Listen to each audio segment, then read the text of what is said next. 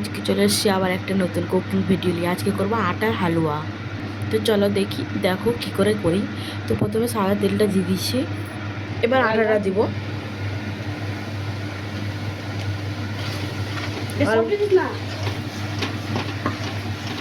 অল্প অল্প করে দিয়ে ভাজতে হয়।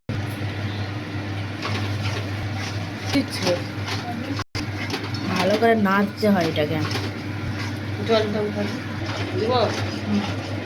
এবার জল দিয়ে দেবো অল্প অল্প করে, অল্প অল্প।